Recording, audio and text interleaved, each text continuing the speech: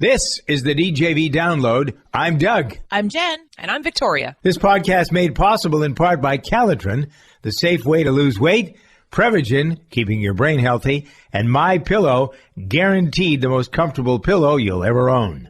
All right, let's find out what's going on here in Washington. Phil McGeehan is at the controls in our main studio in Washington, so you can feel free to jump in on this as well. They have a new name. They sort of have a new name. The Commanders. Dun-dun-dun-dun. Okay, so what's the logo look like? You ladies seen the logo for the Commanders? What does it have on it? Yeah, it's a W. It looks, I think the uniforms look fine. They look cool. Yeah. But a lot of people are not happy with the name, and they don't like that it sounds too either political or military. A lot of people military. Commander in Chief. It kind of also people military might like that. Tick off the left, and then what ticks off the right, or what's funny, I think, is calling them the commies. Red is their color. Yeah, there you go. The commies. Okay, so there were a lot of featured guests, players, past and present, who were there at FedEx Field to capture the moment, if you will. So, Phil, what's the local read on this from either television reporters, people on the street? You live there. What do you think? I think it stinks. Oh, good. So tell us how you're really feeling, Phil. Yeah. This has been a year and a half this has been going on. 40,000 submissions for names. There were 1,200 unique names, and they came down to the Commanders. What are some of you? I don't find anything offensive about it. It's just clunky. No, it's just flat. To me, It's just clunky. It's like the Washington Commanders. It's too long. I don't know. It's just clunky. Mm-hmm. Yeah, it is. So I don't hate it. It could have been a lot worse. Some of the stuff that they were talking about could have been worse, but I don't know. It's not the Phil, case. what were some of the on social media? Did you see some of the other suggestions for names? I know that they wanted to kind of get back into the 70s glory with the Hogs. They wanted them to be the Red Hogs, then the Red Hawks, and a couple of other ones, but none of the names were good. Well, people don't have an imagination anymore because they don't have their mind stimulated by a lot of things. So they got a lot of flat. We could call them the Washington Flatliners. How about that? They don't do that well anyway, right? Aren't they a lousy team? I know. I was going to say, yeah. I still like the swamp creatures. I don't know. Me too. The what they call Black History Month is upon us. How did that get started? Anybody remember? Did it start after the death of Martin Luther King, or was it more recent than that? Anybody remember? I don't know when it started. I don't remember. Yeah, I don't know. It was around. I know it's been around because, I'm a young woman, but I remember studying Black History Month in school, so it's been around a little while. Right. Okay. Anyway, the focus here as we get started, and I think, I don't think there should be a Black History Month. I think we ought to be focused on Black history and all of the real history of our country all the time. But it seems that isn't the case. So there are a lot of people who take this pretty seriously. And in the meantime, there were a couple, I think there were about a dozen black colleges and universities yesterday closed or canceled their classes because of bomb threats. I think they made some arrests, actually. 5 different people were arrested for that. And I just did a quick little search about the timing of this. So this surprises me, but Negro History Week started in 1926. That was the precursor to Black History Month. Was it in February? I don't know when the original date was. I believe probably it was in February. That was when historian Carter Woodson and the Association for the Study of Negro Life and History announced, the second week of February to be what they called Negro History Week, and it coincided with Abraham Lincoln's birthday and Frederick Douglass's birthday. Lincoln on the 12th, Frederick Douglass on the 14th. They had an interesting friendship, the two of them, by the way. Yes, they did. Brian Kilmeade has a really good book out about it if you get a chance and you really want to know about, if you want an inspiring story about two completely different people working together for good, that's a great one. And then Black History Month, 1970 is when it started officially. It was first proposed by black educators and the Black United Students at Kent State University in February of 1969, and it took about a year for it to become officially Black History Month. So there you go. So will I be criticized? Now, the United Kingdom did not start until 1987. They Well, also something celebrate. around the world, though. It's not. Just Yeah, here, Canada right. started in 1995, and Ireland didn't start this celebrating until 2010. So There will are I be very few black criticized people there, so for focusing on Don Cornelius, who was the late creator of Soul Train, one of the most popular syndicated television shows of all time? All of us, I think, at one point in time, whether it was in our rearing or as an adult, watched Soul Train, right? Didn't everybody watch Soul Train? I Everybody didn't that I watch knew it, but I have watched seen Soul it. Train. I mean, it was on when I was pretty young. So I know didn't- what it is, Yeah. but I have not seen it. So now he's joined the long list of men who have been accused of being inappropriate with young women. There's a woman named P.J. Maston, who is interviewed in the A&E series about Playboy, that says that Don Cornelius was inappropriate. And so what does that mean? His son responded to the allegations. Don Cornelius was one of those guys that was friendly. What's the right word? I don't know that that's the right choice. But I happen to have known some people who knew him. But now this accusation of assaulting a couple of women, that I don't know. I don't know what really to believe anymore, honestly, because the Chris Noth Why thing is it has hard sent to me around believe? there. Yeah, but why is it hard to believe Why that a guy wait who had that from much power and money? 1972? Well, 1972 to that's now. but see, that's a conversation that unless you are a victim, that no one can answer that for a woman. And I know it's very easy to be on the outside. Oh, well, why'd you wait this long? Well, because a lot of people, not just women, but people bury trauma. They move on with their lives. They try to forget about it. It's for all different reasons. And now we're in an environment where we believe women, and it's a safer and hopefully more comfortable place to come forward and say, yeah, this happened to me, and I just had to suck it up and live with it, and that's terrible. Yeah. Well, I don't know. I just am thinking, did anybody ever accuse Hugh Hefner of that? Well, yeah, Holly That's Madison. what that whole series is about now, which Well, I but think is has he- also. Yeah, Look, I think Don Cornelius I think it's much easier to believe that someone in 1972 might feel like they couldn't come forward with sexual Right. assaults allegations than it is with Holly Madison's claims. Holly Madison had every opportunity to leave the Playboy Mansion. Holly Madison, and this is why I respect Kendra Wilkinson a lot. She was the other one of the girls next door. She will not speak out about it because she knows that she chose to be there, and she had a love for Hugh Hefner that I think is a little different. I'm not trying to poo-poo Holly Madison's story, but it's not like she was a slave. She was there. She was given a TV show. She made a name for herself. The only reason we know Holly Madison's name is because she chose to be Hef's girlfriend. So I don't know. I think it's really, there's a fine line. I don't want to combine those two stories because I think it's very likely that someone would be afraid to come out with a sexual allegation in All right. So I'm on 1972 the wrong against Don side of Cornelius. this. But I'm Hugh on the wrong Hefner, side. what do Am I you on the wrong- expect? I don't when you mind get being. there? If you tell me that I'm on the wrong side, I just find it, and maybe I'm just punch drunk a little bit from the Chris Noth thing because nobody really. It's gone no place except accusations. And after 2-3 months, I think they're going to have to be some lawsuits filed because Jen made a great point. Your friend Gloria Allred is representing one of the women, Right. and so she doesn't take on a case that isn't a real case. But does it normally take this long? It can, yeah. They can. Look at the Harvey Weinstein stuff. That took years, like literal decades, for all of that to come forward. And he's still facing more lawsuits and being So how shuffled long did it around. take Bill Cosby? How long did that take to Oh surface? yeah, that's another one. Decades. Yep. Was it? Okay, so I'm on the wrong side of this. I don't mind being on the wrong side. Well, of it. because I just- you're not a guy who's ever drugged a woman, so I think it's easy for someone like with Lewis. Like when we talk about some of this stuff, he's like, I just can't believe Chris Noth, that did that. Like a lot of good guys don't believe that there are a lot of bad guys out there. Well, and I also, in my gut, I agree with you. You're thinking it from a perspective, I think, like if something bad happens to you, you say something so that the bad guy gets in trouble and the story goes away. Unfortunately, I think there are so many different things. There are women who come forward with allegations that aren't true.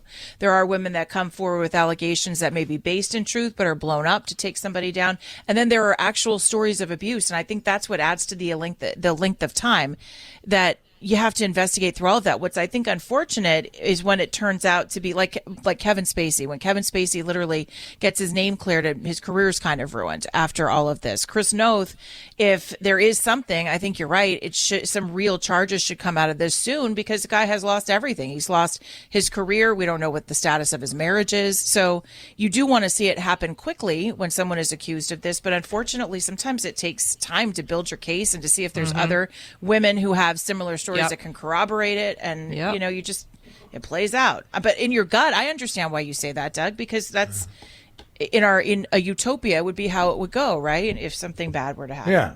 Well, in my case, it was just my charm, my magnetic personality that won women over. To me, it was like. And that's where. How'd you win Gloria Allred over? I'm interested in that story. Well, she and I were just friends. We liked each other's company. I find her very interesting. I haven't talked to her for a couple of years, but I think now that you mentioned, I think I will call her. I haven't seen her. You want her number? I got it at my cell phone. Yeah, okay. I had it someplace, but long gone. All right, let's talk about the president relaunching what was called the cancer moonshot. Remember that during the Obama administration? Now he's going to go back to it, something that is long overdue, frankly. Prevention, prevention, prevention. Not only with cancer, but the insurance companies don't pay for any preventative anythings. Like, wouldn't you think it would be more sensible to pay for your physical because that's preventative so that they wouldn't have to pay a lot more money down the line to have you treated for heart disease, cancer, or whatever the hell else is wrong with you? And it makes no sense. Am I the only one? Are we the only ones that have any common sense here? No, I mean, some insurance companies are now, like we have Cigna, and they're now trying to incentivize people, like if you don't smoke or if you exercise more or if you wear like for car insurance, if they want to put one of those little monitor things in your engine to make sure that you're not, an erratic accelerator or braker. Well, a lot of health insurance companies want to do the same thing and give you a Fitbit and then essentially monitor how you're doing. And some people who are in good shape and who already use a Fitbit like to connect that to Cigna or to their insurance company because you can get a lower rate if you're in good health. But it's also super invasive. So, I understand some people feel like that's a good thing and other people feel like it's a bad thing. No one's putting a thing in my car to tell me that I'm, speeding. Like, that's not happening. Mm-mm. You know what I mean? So it's a personal choice. It just depends on, how people see it differently. So anyway, there has been, but it isn't. My point though is it's all in the name of preventative medicine. Yeah, right. The folks who are described as cancer advocates say that without a substantial infusion of money, cancer efforts like the stuff done at the National Cancer Institute can be hampered. The taxpayer money spent on this. There are all kinds of 501c3s, organizations that raise money. Look at the cancer for children at St. Jude's. They're always on the air raising money for that. And some of the stories just break your heart. You look at those pictures of those kids, my God. It's like they're also, this is where I guess clever promotion comes in. Maybe we should use it more to help people, but the ASPCA has now some spots running. I don't know if you've seen them or not, with these dogs that need homes. Mm-hmm. How can you not respond to the look on some of those dogs' faces? I have to turn the channel sometimes. Oh, my God. It's heartbreaking. Yeah, it really is.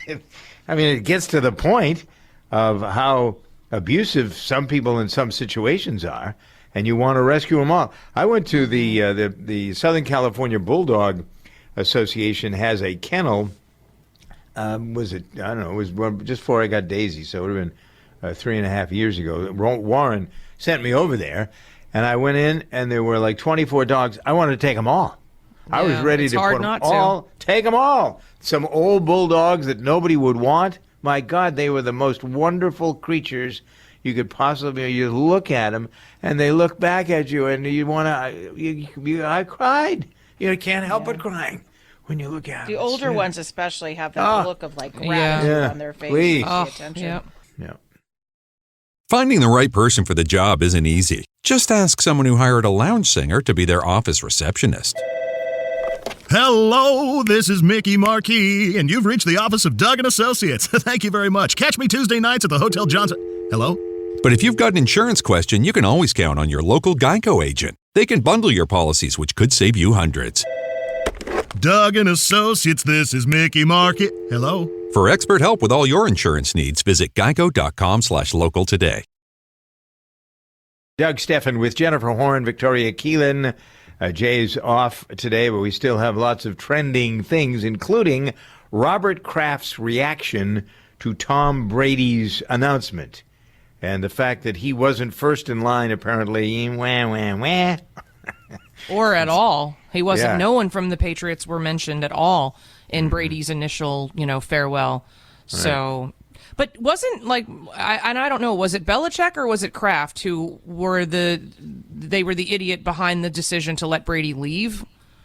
Well, There the was two some of them. bad blood between Brady and one of them, and I kind of thought it Yeah. was Belichick, but I don't remember. But I know thought that it was he- Kraft for some reason, but I don't know. And maybe it It's- was. Like I said, I don't have No a one clue, knows, but yeah. I remember there was some bad blood, but he did thank the fans when he left Boston. When he left the Patriots, he thanked those fans. So that's why I feel like maybe he thought they were covered, or maybe he just thought saying fans didn't mean necessarily Tampa Bay, but it is odd. A lot of people have asked why he left them out intentionally. Well, And then he added later on, thank you Patriots and Patriot Nation, beyond grateful, love you all. That's but what he who added was, on. But was it a money decision? It was the bad decision? That's pretty much. It looks like they shouldn't have done what they did. New England fans don't like it at all. But was it? I guess you were both speculating. Was it Belichick? Was it Kraft? I mean, Kraft has the ultimate say in whether you're going to pay somebody $30 million or not. But certainly his. I wonder when you look at it, what the stats look like. How much less did they take in because Brady wasn't there for at least the first season after he left? The stadium's always full, but there's got to be other things that affect the bottom line. At any rate, Brady, what's the speculation? What's he going to? He's not going to go into a booth and be an announcer. I don't I don't can't think he imagine wants that to he do would. that. No. I don't think so. I mean, he likes hosting his radio show, and he's, or co-hosting. He's got. But a guy who's Larry 44 has Fitzgerald. got his half of his life ahead of him and then some. So what is a Well, guy he's like got this two do? different Does he- companies. Business? Yeah, he's got he runs TB12. businesses. Yeah, he's got, and then there's another company that I didn't know he started as well. So I think he's going to be pretty busy, and I don't think we're not going to see him. I can't imagine he's not going to be the face of TB12. It's a fitness and nutrition company. Yeah, So okay. I think we're still going to see him around. I don't think he's going to go into acting or anything like that, but he's good in commercials. Yep, and they'll still have him do that. Speaking of acting, Tom Cruise has been to visit the folks at NASA, and apparently he's been talking to Victor Glover, one of the astronauts, about space flight. So what does that lead you to believe? Is he going to join the ranks Well, he's of, making a movie. Shatner? Yeah, well, he's making the movie too, but don't you think he's interested in going up? I would think he'd want to go up and get the real feel of Well, it. he will. He Go to is. the That's space part of the station. movie. He doesn't need to get on the penis rocket with Jeff Bezos. He's actually going to be up in space. NASA. And while they're filming, and so he's going to be at the space station. The one thing that is being speculated is, and maybe they'll do it for the movie, but there's speculation if he's going to do a spacewalk, and if he does, he would be the first non-trained astronaut to do a spacewalk. If anyone can do it, I feel like can it's do it. Tom It'd be him. Cruise. Oh yeah. He should jump on a couch on the moon. Remember when he sat on top of the world's tallest building in Dubai? Yeah. And just Like it was literally nothing. sat there? That was not CGI. That was actually him doing that. That's Yeah. spooky, man. Can you imagine? I couldn't. No. I like flying, but I don't like being on the top of a ladder. And it takes a lot of courage. I'm Greg. I'm 68 years old. Grew up in Cleveland, Ohio. Majored in business administration. I do motivational speaking in addition to substitute teaching. Part of the reason for my motivational speaking is I kind of feel like I have a calling or giving back to the younger generation. You know, the golden rule is do unto others, you'd have them do unto you. My wife, Wanda, is a senior flight attendant. She's been flying for over 30 years. We do laugh quite a bit. I think most adults will start realizing that they don't recall things as quickly as they used to, or they don't remember things as vividly as they once did. I've been taking Prevagen for about 3 years now. People say to me periodically, man, you got a memory like an elephant. It's really, really helped me tremendously. Prevagen. Healthier brain. Better life. Greg Fraley is a paid testimonialist and real Prevagen user. Based on a clinical study of subgroups of individuals who were cognitively normal or mildly impaired, this product is not intended to diagnose, treat, cure, or prevent any disease. Victoria Keelan, Doug Steffen on the DJV program, supplying you with a list of the nominees into the Hall of Fame. And because Dolly Parton is on the list, because Dionne Warwick is on the list, neither of them are rockers. Does that mean that we need to change the name of the Rock and Roll Hall of Fame to just the Music Hall of Fame we might as well put Luciano Pavarotti in there, right? Sure. Yeah. I mean, I think it would be great. You know, I think the Grammys, I'm surprised actually that the Grammys or that organization hasn't already decided to do their own version of the Rock Hall. But it seems like it's fallen on the Rock and Roll Hall of Fame to include all these other artists. Well, and it's very political. It's like everything else. For example, the Moody Blues should have been invested. They should have been in one of the early classes. When they first got this started, it took them until, 3 years ago to get in there, even though there were hundreds and hundreds and hundreds of people screaming and clamoring to get the Moody's into the Rock and Roll Hall of Fame. What classic performer more belongs in the Rock and Roll Hall of Fame than the Moody's? But because the people running it didn't like Justin Hayward, they didn't get in.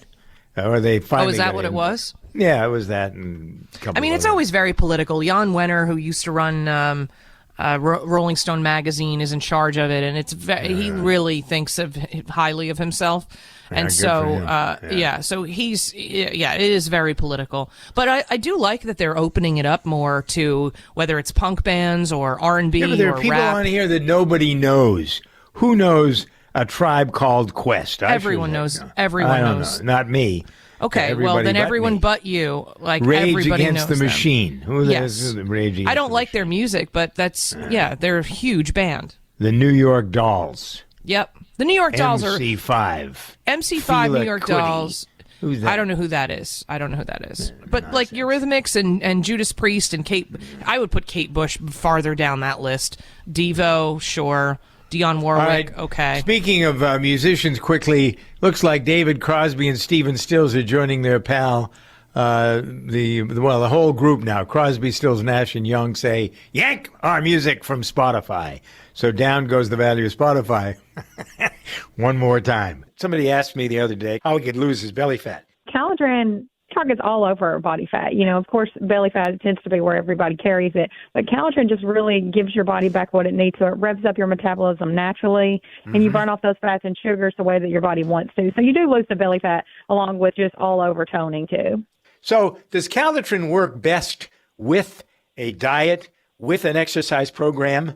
Well, you know, we have people that have had success with it both ways. Obviously, if you're eating better, you know, eating in moderation, staying away from the sugars and the sodas, you're going to see results faster than if you're just taking it by itself. But our 90-day program, that huge 86% success rate that we have, that's just with taking Calderon alone. So check it out on our website, toploss.com. All the information is at toploss.com. That's TOPLOSS.com, or call us 1-833-TOP-LOSS. And use the DJV code for all these specials when you check out. This is the DJV Download. I'm Doug. I'm Jen. And I'm Victoria. This podcast made possible in part by Calderon, the safe way to lose weight, Prevagen, keeping your brain healthy, and MyPillow, guaranteed the most comfortable pillow you'll ever own.